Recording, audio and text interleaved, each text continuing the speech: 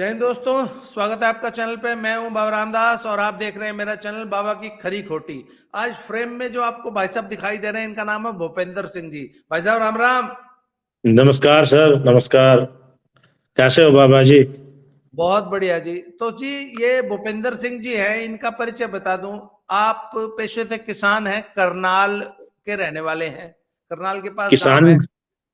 हाँ जी। मैं किसान भी हूँ और एक आड़तिया भी हूँ। हाँ भाई साहब, आड़त कब से चला रहे हो? मैं सर आड़त 1994 से चला रहा हूँ।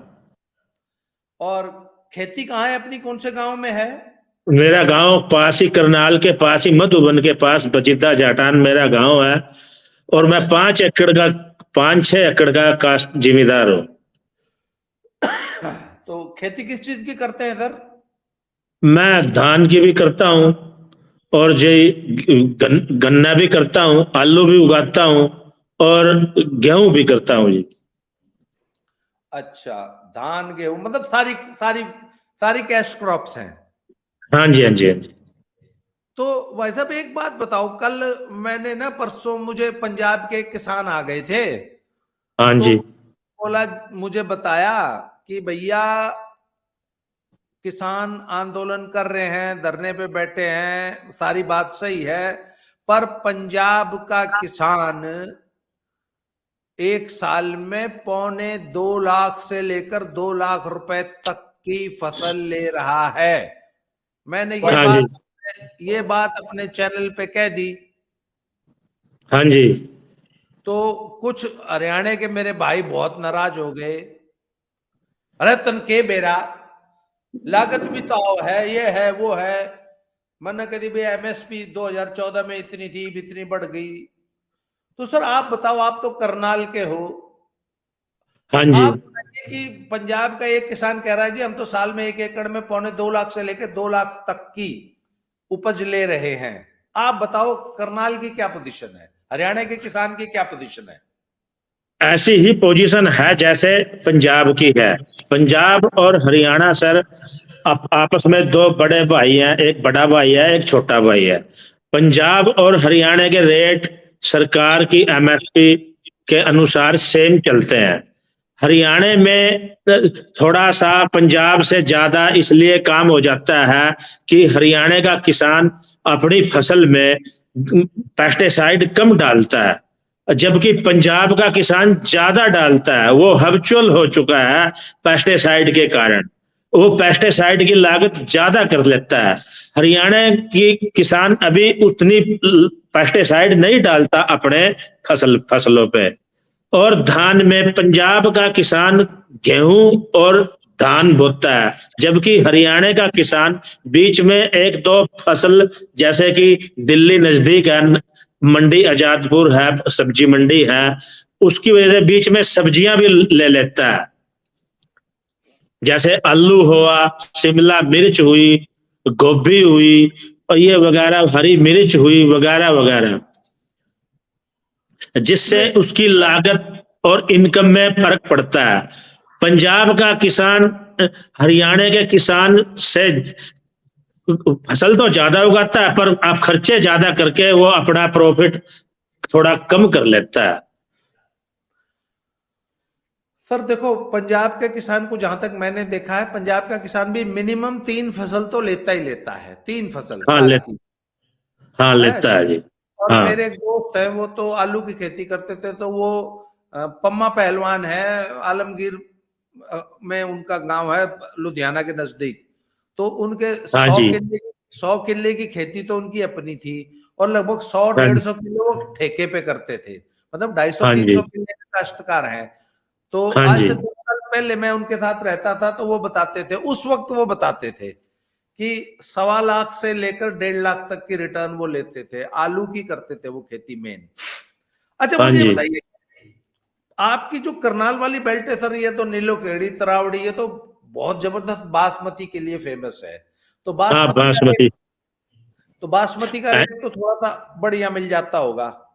हाँ, बढ़िया मिलता है जी। पर मुझे एक बात बताइए, मान लीजिए जो मोटे परमल की जो खेती है, या धान की खेती का क्या गणित है पूरा, जरा ये समझाइए हमारे दर्शकों को कि 1 एकड़ का धान की खेती में कितनी लागत है और कितने का धान हो जाता है, मोटा वाला कितने का हो जाता है, बारीक कितने का हो जाता है, और आमतौर पे क्या रेट मिल जाता है, अगर एमएसपी पे भी बेच दे तो क्या कितने का धान कर लेता है आदमी।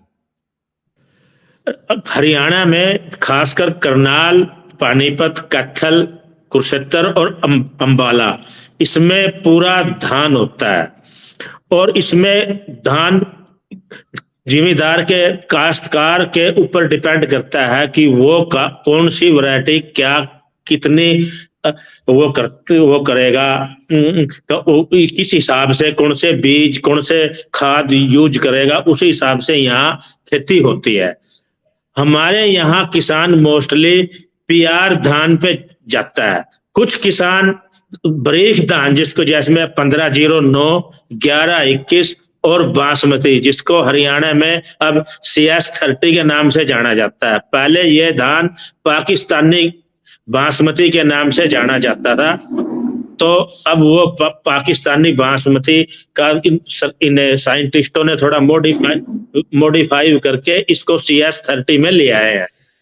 अच्छा, अब धान है 1509, ये 85 से 90 दिन का धान है और अच्छे रेट मिलते हैं। इस बार किसानों ने इसका 3500 रुपए तक का रेट मिला है। अब इसका रेट 4000 रुपए तक है, पर सीजन में जैसा कि अर्ली में आती है, ये 85 से 90 दिन में इसमें नमी भी होती है, तो ये 3500 रुपए तक मिनिमम बिका है और ये 20 से 25 क्विंटल तक निकल जाता है। तो 20 से 25 क्विंटल तक निकल जाता है तो ये 90,000 के करीब बैठता है और इस पे 20 से 25,000 रुपए खर्चा आता है और ये 3 महीने की फसल है, तो बाकी सारे बचत में ही है। इसी तरह 1121 है, 1121 20 क्विंटल तक निकल जाता है, 20 से 22 क्विंटल तक, और उसका रेट 4000 रुपए है। उसका भी इतने ही है और लागत उसकी भी इतनी आती है। अब आती है सरकार का जो पीआर धान है, इसमें वैरायटी है पीआर 14 है, पंजाब राइस 14, 26 है, 47 है और अन्य किस्में हैं। ये इसकी यील्ड जो झाड़ है बाबा जी, ये 30 से 35 क्विंटल तक निकलती है और खर्चा इसमें भी 20 से 25,000 रुपए तक आता है। इसमें सारा पेस्टिसाइड भी आ गया है, लगवाई भी आ गई है, खेतों का डीजल भी आ गया है, बिजली के बिल भी आ गए हैं, कटाई भी आ गई है और सारे एक्सपेंडिचर होने के बाद बाकी सारी बचत है। और किसान मंडियों में लेके आता है, इसको मंडी में लेके आता है, सरकार इनके खाते में पैसे भेजती है। पोर्टल होता है बाकायदा सरकार की तरफ से, 30 से 32, 33 का सरकार इनको पोर्टल क्विंटल का प्रति एकड़ का 33 क्विंटल का, इस बार 33 क्विंटल का पोर्टल था और फिर भी 35 क्विंटल तक धान निकला है, 90 हजार रुपए का धान निकला है। यहाँ जो काश्तकार अच्छी तरह देखभाल करता है और अच्छे बीज अच्छे मेहनत करता है तो यहाँ लाखों रुपए तक का धान हो जाता है और उसमें 20, 25, 30 हजार रुपया खर्चा आके तो बाकी बचत में ही है। और 3 फसल लेते हैं उसके बाद ये काश्तकार जिम्मेदार नंबर पहले 1509 लगाएंगे, वो 90 दिन की धान होगी, 15 के बाद ये आलू लगा देंगे। ऐसे ही आलू का रेट है मार्केट में तो ओपन है। अच्छा जी, आलू के बाद फिर ये जैसा आलू लगाएंगे फिर ये आगे फिर धान लगाएंगे, बीच में अब मक्का भी दाल ये काट के कुछ काश्तकार बाजरा बो देते हैं। इधर जहां पानी नहीं होता, जहां पानी होता है मक्का बो देते हैं। मक्का का भी इस बार अच्छे भाव रहे हैं, सरकार ने इसका MSP 2200 रुपए क्विंटल निकाल रखा है। और मक्का 25 हमारी बेल्ट में 20 से 25 मिनिमम 25 क्विंटल तक यील्ड निकल जाती है मक्का की।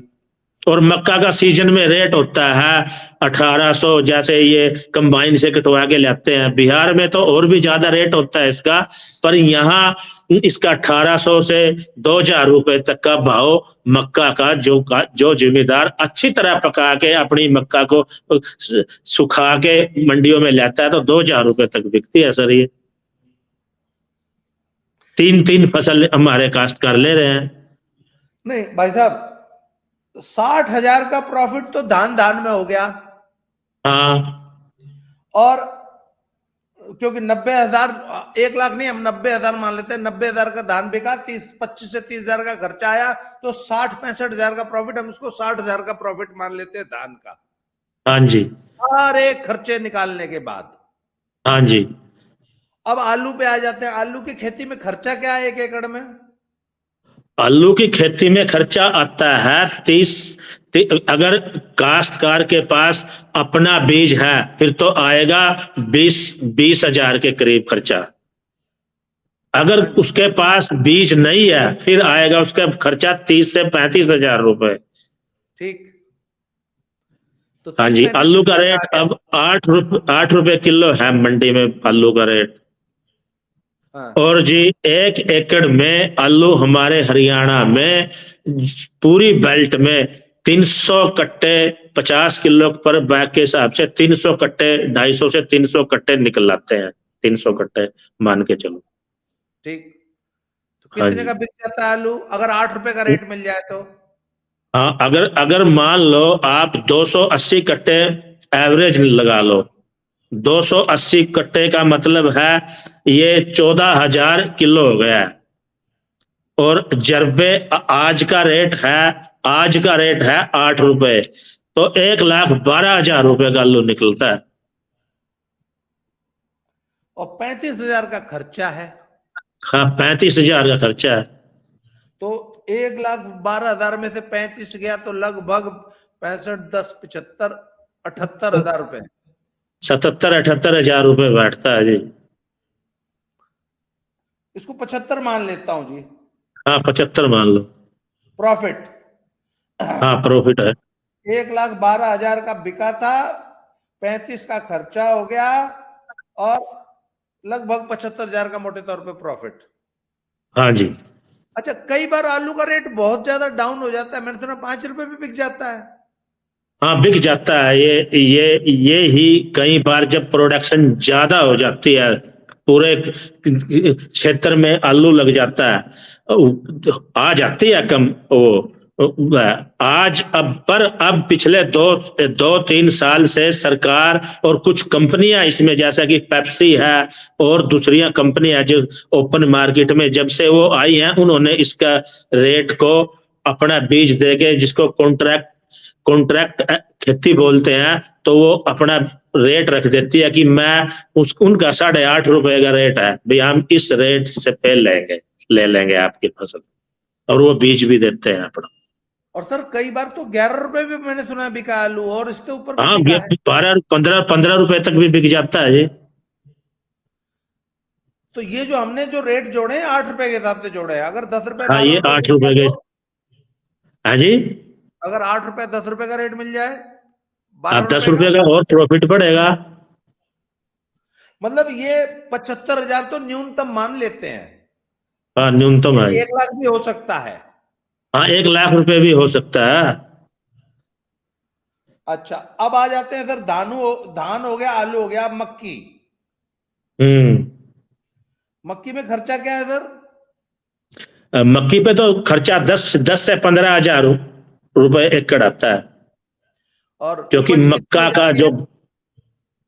ये 20 से 25 क्विंटल तक निकल आती है। अब जो नए बीज आए हैं, जो सरकार की तरफ से अच्छे बीज हैं, वो तो 30-30, 35-35 क्विंटल भी निकल जाते हैं। पर हम मानते हैं, चलो छोड़ो भाई, 30-35 क्विंटल नहीं, 25 क्विंटल भी मान लो। और 2,000 का रेट मिल जाए तो 50,000 की मक्का होगी। 50,000 की मक्का होगी। तो 50,000 की सर मक्का हो गई, और खर्चा हो गया 15,000, तो 35,000 इसमें भी बच गए। हाँ, 35,000 इसमें भी आ गए हैं। तो सर ये टोटल जो हो जाता है 1, 7, 7, 14, 15, 16, 1,75,000, 1,70,000 का तो नेट प्रॉफिट आ गया सर। हाँ, जो कि 1,90,000 रुपए बैठते हैं, जो अगर तीनों फसलें सही हो जाती हैं। हम अस्सी कम हजार से रुपए कम मान धान में। लो 1,70 का तो प्रॉफिट है। टोटल फसल हुई है 2,50,000 की, 2.5 लाख की टोटल फसल हुई। खर्चा हुआ जी 30, 60, 65, 70, 80,000। 2.5 लाख की फसल हुई, 80,000 रुपए का खर्चा आया किसान का, और लगभग 1,70,000 का प्रॉफिट है। हाँ जी। तो भाई साहब आप तो यार खुद किसान भी हो, आड़ती भी हो, आपको रेट्स का भी मालूम है पूरा। तो वो पहलवान मन न्यू गाली दे रहा था कि आज तनक ये मेरा बाबा, तू तो झूठ बोल रहा है, सारी दिखावा है। ये तो सारे रोने की आदत है इन जिम्मेदारों की। ये सरकार को ये दिखाते हैं कि हम मर गए हैं। क्योंकि इसके कई कारण है बाबा जी। आप पहले नंबर पे पॉपुलेशन ज्यादा हो गया है, खेती बढ़ चुकी है, जमीनों का बंटवारा हो गया है, जमीनें थोड़ी हो गई हैं, खर्चे ज्यादा हो गए हैं। लाइफ जो हर आदमी परिवार बंट चुके हैं। एक बाप का 4 लड़के थे, उसके पास 25 एकड़ जमीन थी, 4 लड़के हुए, लग 6 6 किले, 6 चौका 24, 6 6 एकड़ जमीन आ गई।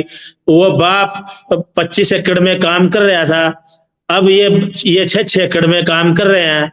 तो खर्चे, अब 4 परिवार, अब 4 परिवार हो गए। पहले एक परिवार में इकट्ठा परिवार था, तो खर्चे अगर साल का खर्चा होता था तो वो एक ही जगह होता था खर्चा।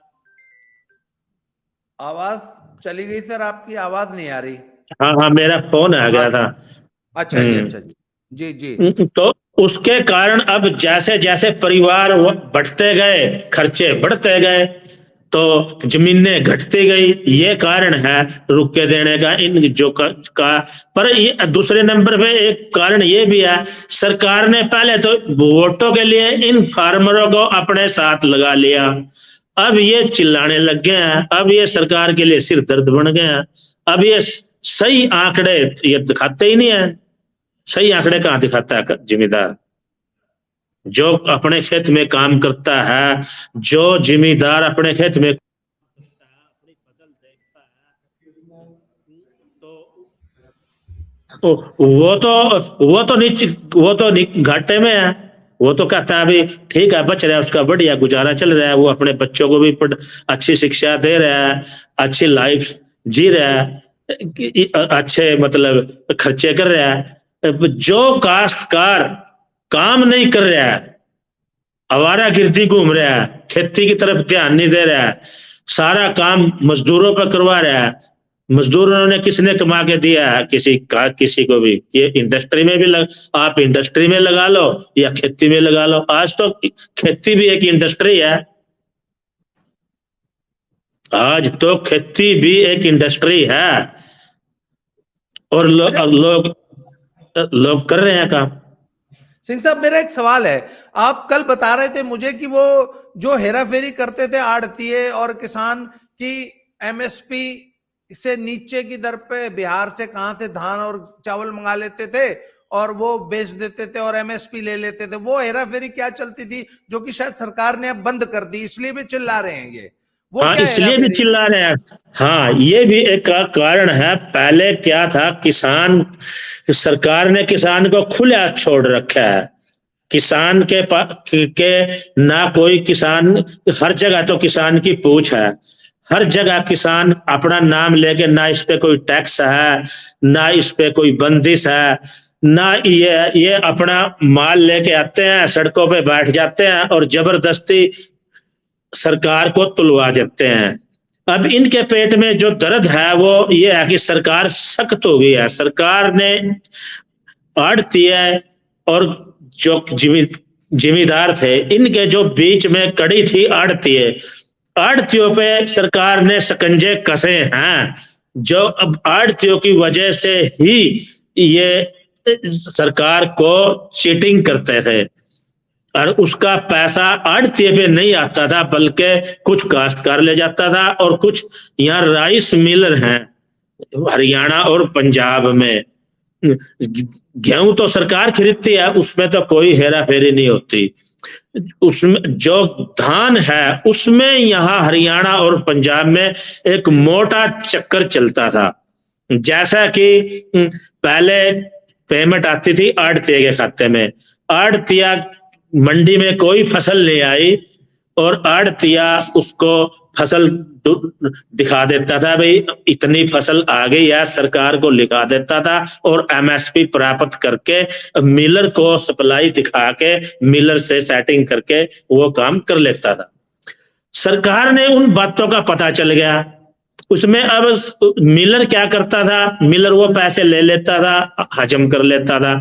फिर जो पीडीएस, जो सरकार 2 रुपए किलो चावल गरीब लोगों में बांटती है, गरीब लोगों में जो 2 रुपए किलो चावल बांटती है, यूपी और बिहार में उस चावल की नजर, माफिया की नजर होती है उस पे। माफिया उसको वहीं से पिक, रेलवे स्टेशन से ही पिक कर लेता है, उनको 8-10 रुपए किलो के हिसाब से अंगूठे उनके साइन लेके 8-10 रुपए किलो से वहां से पिक करके और वो सारा हरियाणा और पंजाब में खपा देता है। और वो खपाता था 20 से 22 रुपए प्रति किलो के हिसाब से यहाँ खपा देता था। और इनको जो इन्होंने सरकार को, जो मंडी में धान आया ही नहीं और वो कागजों में दिखा के सरकार से पैसे ले रखे हैं, तो वो चावल रिसाइकल होकर दोबारा फिर एफसीआई को, सरकार को मिलर बेच देता था। इसमें मिलर मोटा पैसा मिलर और व्यापारी कमाता था। इसमें इन्वॉल्व आड़तिया भी होता था। आड़तिया अपनी कमीशन के चक्कर में होता था, उसको आड़त मिलती है 2.5 रुपए, तो उसमें सरकार का बहुत मोटा घोटाला, अरबों खरबों रुपए का घोटाला मिलर और लगा रहे थे सरकार को पीडीएस के चक्कर में। अब सरकार ने सारी की सारी बातें वो पता लग गई हैं।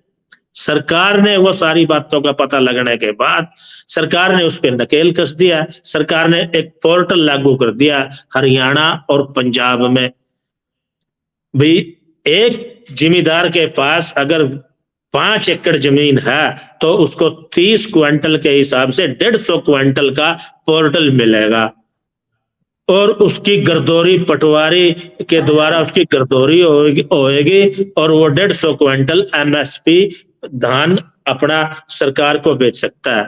और गेहूं का 20 से 25 क्विंटल सरकार गेहूं पे भी देती है।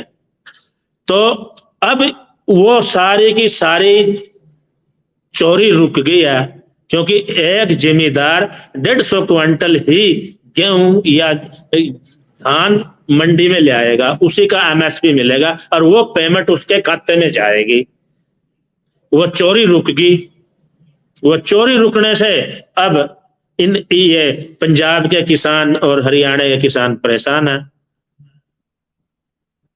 अब तो किसानों ने एक और तरीका ढूंढ लिया है। सरकार पोर्टल कर देती है, ये पोर्टल अपने आप बैठ के ऑपरेटर, जैसे अब तो इनके बच्चों, जिम्मेदारों के बच्चों को भी चलाने आ गए हैं, ये पोर्टल चलाने आ गए हैं। ये अपना 150 क्विंटल का पोर्टल कर लेते हैं और 150 क्विंटल का पोर्टल करके धान पीआर लगाने की बजाय ये दूसरा धान लगाते हैं, बासमती धान बोलते हैं जिसे हम, जैसे 1509 है, 1121 है और ये बासमती है। क्योंकि जब वो गर्दौरियां होती हैं, जब पटवारी गर्दौरी करता है, जब उसमें धान में बालें नहीं आती और पटवारी इतना सिर दर्द भी नहीं लेता कि ये कौन सी वैरायटी है।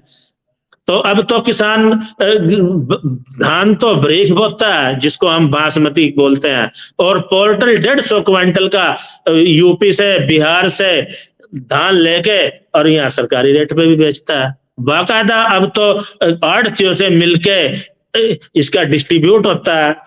यूपी से धान आया, मान ले यहाँ सरकारी धान का रेट है 2225 रुपए, यूपी से धान आया 1700 रुपए, खर्चा निकाल के 500 रुपए का डिफरेंस है। इतना आड़तीये का है, इतना व्यापारी का है, और इतना पोर्टल किसान पोर्टल देगा, 100 रुपए, 150 रुपए, 200 रुपए उसके बंटवारे में आता है। ये सारा घपला सरकार को चूना लगाने के लिए हरियाणा के काश्तकार करते हैं हर साल। अब ये कार्रवाई कर रहे हैं सरकार ने, अब और इन पे आगे थोड़ा नकेल कसी है, उसके लिए इनके पेटों में दर्द होया पड़ा है। तो सर ये तो वो बात होगी कि व्यापारी, आड़तिया, राइस मिलर और किसान, ये चारों मिलके सरकार को लूट रहे हैं। सरकार को दोनों अच्छों से लूट रहे हैं, और तो एक हाथ से नहीं लूट रहे हैं। हाँ जी, खुद इतना बड़ा भ्रष्टाचार कर रहे हैं और ऊपर से पब्लिक के ऊपर गुंडागर्दी, और कि हम तो अन्नदाता हैं। हम अन्नदाता, किस बात का अन्नदाता है काश्तकार? क्या आसान करता है सरकार पे, क्या पब्लिक पे आसान करता है? पैसे नहीं लेता, छोड़, अगर खेती घाटे का सौदा है छोड़ दे, खेती करना छोड़ दे। और हमको अधिकार है, हम जब चाहे रेल रोक ले, जब चाहे सड़क रोक ले, जब चाहे सड़क रोक ले, जब चाहे दिल्ली घेर ले। हाँ, बिल का जिम्मेदार नहीं भरता, बिजली के बिल नहीं भरता हरियाणा में, सरकार इनके फिर माफी दे देती है। इसमें 20-25% जिम्मेदार अच्छे भी हैं, और जी पंजाब में तो अब बिल्कुल फ्री करती है बिजली। हरियाणा के 20-25% काश्तकार ठीक है जो समय पर बिल भरते हैं, और अब हरियाणा का काश्तकार तो आड़ते का पैसा भी लेके डूब। सर मुझे एक बात बताइए, आपने जो ये खर्चे बताए थे, धान में 30,000, आलू में 35,000 और मक्की में 15,000, इसमें बिजली का बिल भी तो है ना इस 35,000 में? हाँ सब कुछ है, बिजली का बिल सब कुछ है इसमें, पेस्टिसाइड का बिल। जो ये चोरी करते हैं बिजली की या बिल नहीं देते, तो इसका मतलब अपना खर्चा तो इनका जो 35,000 है वो, अच्छा बिजली का बिल अगर ईमानदारी से अगर किसान भरे तो साल का कितना हो जाता है? यहाँ हरियाणा में तो बिजली का बिल है ही नहीं, सरकार नाम मात्र का बिल लेती है, काश्तकारों को सब्सिडी बिजली का तो नाम मात्र का खर्चा है। तो सर एक बात बताइए, ये 30 पता नहीं 35 रुपए हार्स पावर लेती है।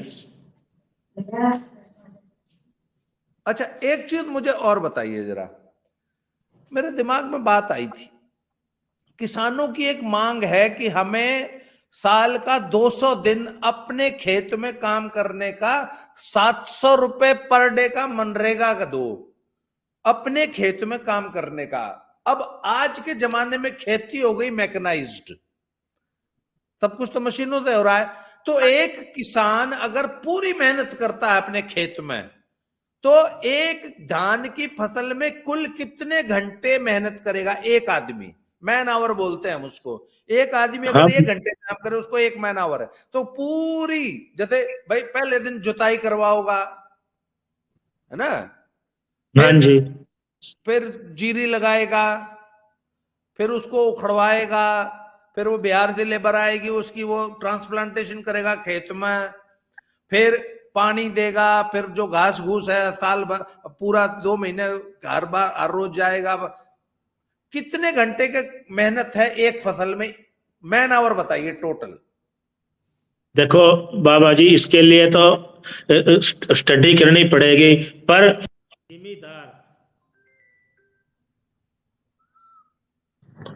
जिम्मेदार बीच में थोड़ा फोन आ गया था।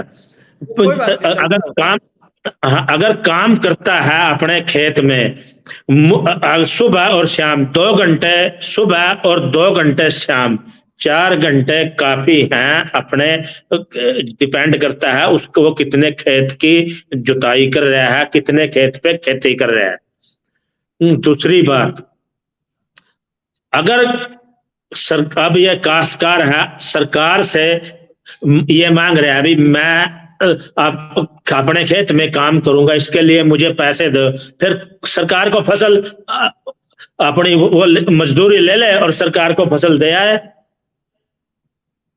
पैसे नहीं लेता कि फसल के अपने के। ये तो बिल्कुल नाजायज मांग है, ये तो बिल्कुल नाजायज मांग है काश्तकार की। अगर वो काम नहीं करेगा तो फसल कैसे उगेगी?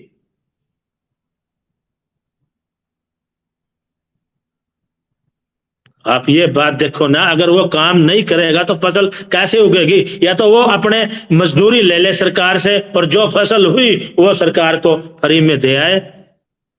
एक ही चीज तो मिलेगी, या फसल की कीमत मिलेगी या काम करने की मजदूरी मिलेगी, एक ही चीज तो मिलेगी।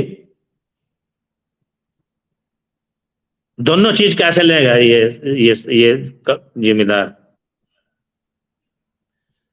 तो सिंह साहब, आपसे बात करके मुझे एक बात समझ में आई कि अगर एक किसी गरीब से गरीब किसान के पास भी अगर 1 एकड़ भी खेत है, मुझे एक बात बताइए ना, 1 एकड़ खेत है और कौन सा ऐसा किसान है जिसके घर में 3-4 वर्किंग हैंड नहीं है?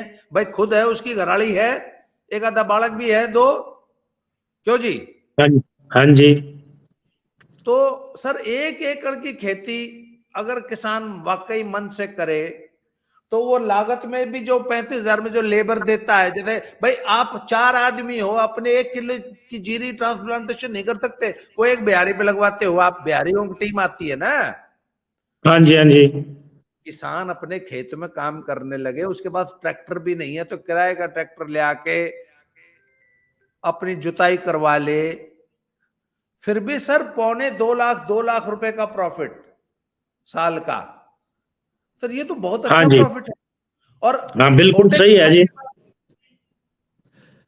अगर काश्तकार अपने खेत में खुद काम करे, सारी मजदूरी बचती है, कम से कम जो खर्चा आता है 30 से फिर तो बीज का और दवाइयों का ही खर्चा है, फिर तो लेबर तो वो खुद कर लेगा, तो खर्चा हो एक्सपेंडिचर और घट जाएंगे, तो उसको काम और ज्यादा प्रॉफिट होगा। हमारे यहाँ हरियाणा में जो किसान है दूसरे छोटे तबके का, ठेके पे जमीन लेते हैं, वो 60,000 रुपए से 70,000 रुपए ठेका जिमीदार को दे रहे हैं, और फिर भी अपने काम करके फिर भी कमा रहे हैं और अपने घर का खर्चा चला रहे हैं।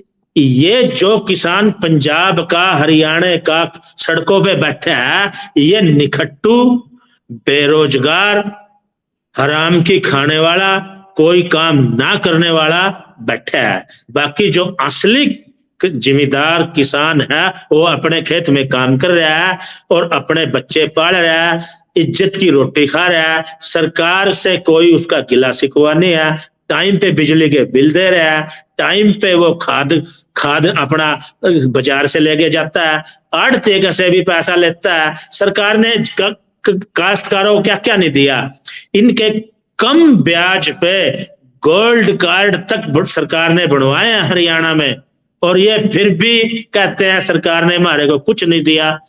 मिनिमम 10 पैसे, 10 से 15 पैसे पे इनके लिमिटें बनवा रखी हैं बैंक से, ऑर्गेनाइज्ड बैंकों से, जैसा कि पंजाब नेशनल बैंक है, स्टेट बैंक ऑफ इंडिया है, कैनरा बैंक है, स्पेशल हिदायतें देके।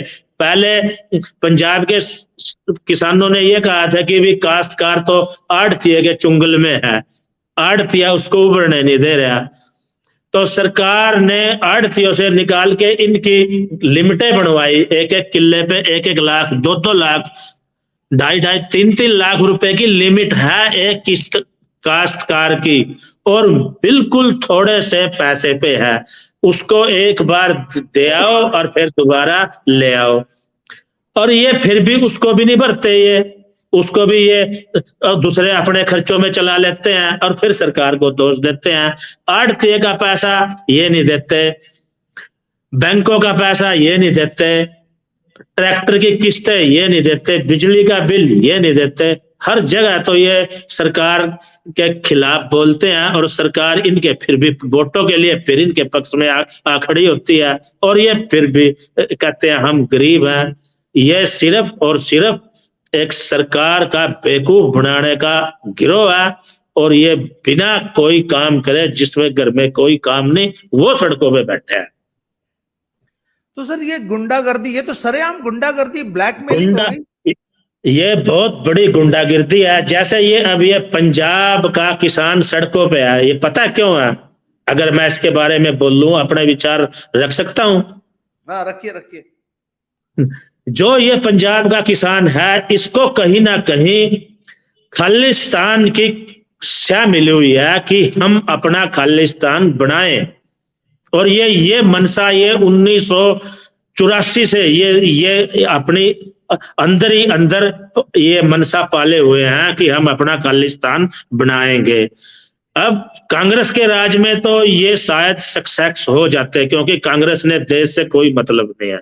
कांग्रेस ने देश के कई टुकड़े करवाए, पहले पाकिस्तान करवाया, फिर बांग्लादेश बनवाया, फिर भूटान का एक हिस्सा सरकार ने अलग देश घोषित करवा दिया कांग्रेस ने अपने राज करने के लिए। अब नंबर कश्मीर का था। जैसे कांग्रेस की सरकार आती थी तो कश्मीरी उग्रवादी इकट्ठे होकर कभी पाकिस्तान जा रहे हैं, कभी आ रहे हैं, उनको कोई मतलब नहीं। ये कांग्रेसी उनके पास जाके बैठ के करते थे, वहां जाके बिरयानी खा के, और उनको आश्वासन दे के आ जाते थे कि तुम भारतीय फौज का विरोध करो, तुम लोगों को मारो, हिंदुओं को वहां से भगाओ, और अपना ये कश्मीर को आजाद करवाना था। कश्मीर को मुसलमानों के नीचे ये पंजाब के जो सरदार हैं, ये अपने खालिस्तान की उम्मीद पाले बैठे थे कि भी कश्मीर आजाद होने के बाद हम भी अपना खालिस्तान कहीं ना कहीं बनवा लेंगे। अब मोदी ने आके पहले कश्मीर को काबू किया, धारा 370 खत्म करी। कहां गए वो पत्थरबाज? कहां गए वो जो उग्रवादी सेना को पत्थर मारते थे, लोगों को गोलियां से भूनते थे, पाकिस्तान जाते थे, वहां कॉन्फ्रेंस करते थे? कहां गई वो हुर्रियत?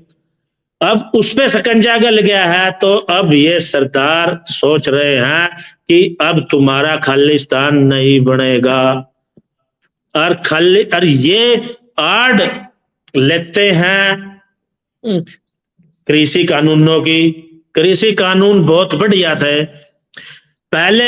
आज मार्केट में एफसीआई की दुकान है केवल। अगर कृषि कानून होते तो 10 दुकानें और आती। जब कंपटीशन होता बाबा जी, कंपटीशन होता तो रेट बढ़ते हैं। अब अकेली एफसीआई माल खरीदती है। जब 20-25 दुकानें आती, अडानी आता, रिलायंस आता, आप आते, मैं आता, और आते, उद्योगपति स्टॉक करते, और इनका माल बिकता और आगे बाहर एक्सपोर्ट करते। अब इन खालिस्तानियों ने और कोई मतलब नहीं है। ये मोदी का विरोध है और कृषि के मांगे हैं। भाई अगर मोदी का विरोध तो खुल के करेंगे तो गोली लगेगी। अगर कृषि कानून कृषि के तहत करेंगे तो हमारा शायद बचाव हो जाएगा और हमें कुछ ना कुछ सरकार से मिल जाएगा। जो ये बिल्कुल इनकी उम्मीद। एक मिनट मुझे ये बताइए, जब इतना स्पष्ट आपको ये सारी बातें क्लियर है, इसके बावजूद जब ये 1.5 साल तक दिल्ली घेर के बैठे थे सिंघू बॉर्डर पे, तो हरियाणा का किसान इनका समर्थन क्यों कर रहा था? भाई उनको तो चलो खालिस्तानी एजेंडा है, हरियाणा वाले किसानों को क्या था? ये क्यों गए थे?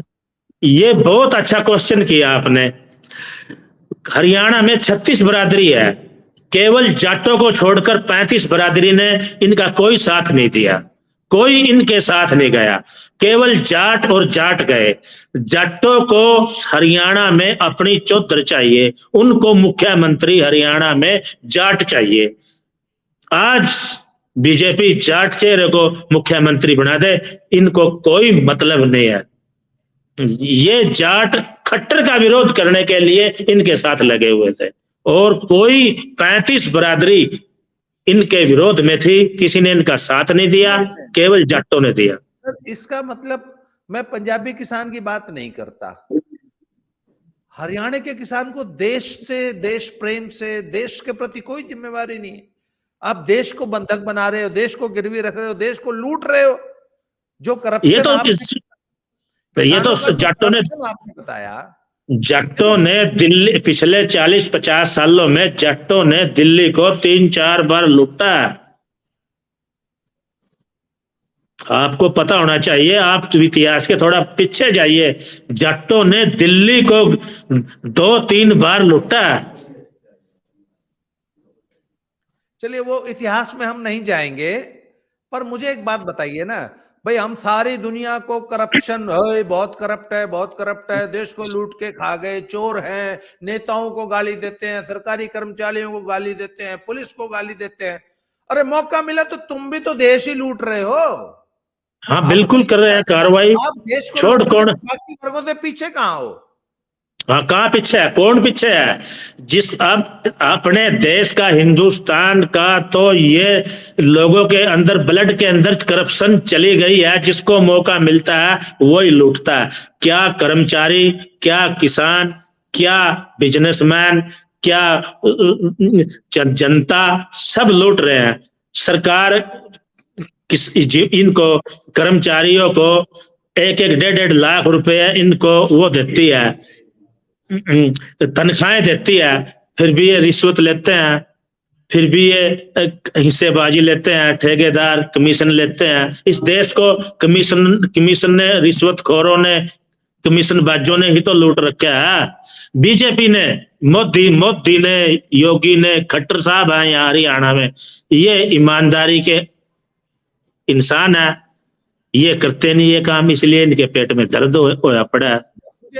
जाते जाते एक बात याद आ गई, मुझे याद है सर, पहले 2 साल पुरानी बात है, मेरे एक दोस्त है वो बता रहे थे कि हरियाणा में तो बाजरा 2000 बिक जा है और वहां राजस्थान से 1300 में मिल जाता है, तो उड़द हम एक ट्रक बाजरा मंगा लेंगे, 1300 में मिल जाएगा और इसको 2000 में बेच देंगे। पर ये बताओ, खट्टर साहब ने वो सारा सिस्टम खत्म कर दिया। वो पोर्टल वाली बात हो गई गिरदावरी कि आपने 5 एकड़। हाँ हाँ हाँ, होता ही था, यही होता था। हरियाणा में यूपी से हजारों लाखों टन गेहूं हरियाणा में बिकने आता था एमएसपी पे। धान हरियाणा में आती है, यूपी से धान आती है एमएसपी पे बिकने के लिए। खट्टर साहब ने उस पे पोर्टल के जरिए बैन लगा दिया, इसलिए अभी ये सारे उसको, खट्टर साहब को गाली, बीजेपी को गालियां दे रहे हैं। अब आप मुझे बताओ ना था, मैं अपनी देश की जनता को इस चैनल के आपके माध्यम से एक बात बताना चाहता हूं कि हरियाणा और पंजाब में तो बिक रही है धान, जीरी या कुछ भी 2000, 2200, 2300। इसका मतलब राजस्थान में वही राजस्थान का किसान अपना बाजरा 1300 में बेच रहा है और आप उसको लाके 2000 में बेच रहे हो। बिहार का और यूपी का किसान अपना माल 1700 में बेच रहा है और आप उसको वहां से लाके, इसका मतलब, अच्छा हरियाणा और पंजाब का किसान ही किसान है, राजस्थान का, यूपी का और बिहार का, एमपी का किसान किसान नहीं है। उसको एमएसपी क्यों नहीं मिलता? उसकी फसल क्यों नहीं सरकार खरीदती? सिर्फ हरियाणा और पंजाब की खरीदेगी? ये एक जायज सवाल है ना। जायज सवाल, जायज है, पर अब देखो ये शुरू से इनको आदत पड़ी हुई है। पंजाब और हरियाणा के किसानों को, पंजाब और हरियाणा के किसानों को शुरू से आदत पड़ी हुई है। अब ये आदत जैसे टूटेगी तो इनके पेट में दर्द तो होगा।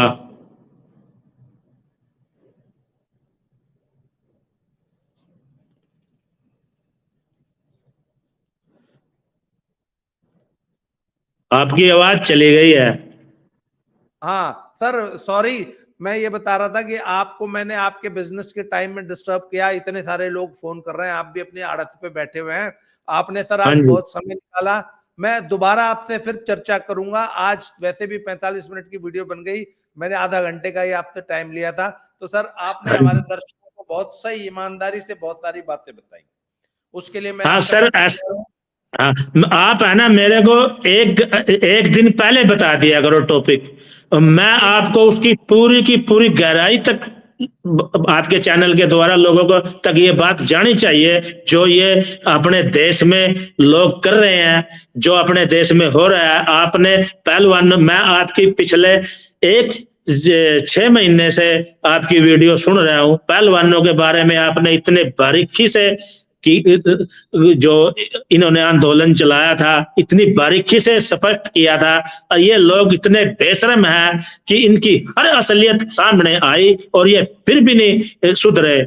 ना ये सुधरते, क्योंकि इनको आदत पड़ चुकी है, ये हबचुअल हो चुके हैं। इसलिए आप मेरे को एक दिन पहले अपना टॉपिक बता दिया करो और मैं उस पर रिसर्च करके आपको पूरी जानकारी और सही जानकारी मुहैया कराऊंगा।